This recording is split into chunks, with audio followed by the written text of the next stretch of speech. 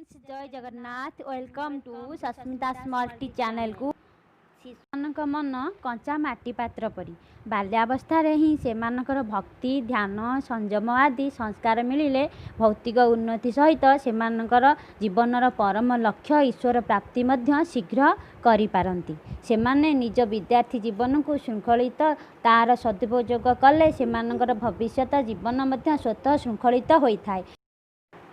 आज आम डिस्कसन करवा यही वीडियो रे बुद्धिशक्ति मेधाशक्ति किपरि अति सरल उपाय वर्धक करिपारिबा और तार प्रयोग आम चलतु स्टार्ट करवा।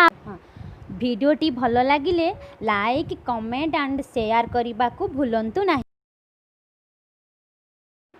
पिलामानक सह प्रश्नोत्तरी माध्यम उक्त वृद्धि प्राप्त लाभ होइथाय।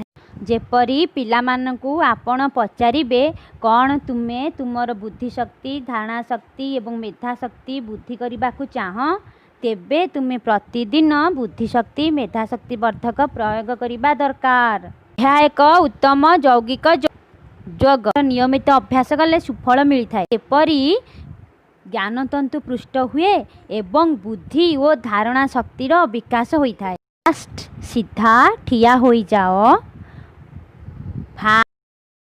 रे उभय हाथ को मुठा करी शरीरर उभय पार्श्व हाथ को लगाई रखंतु।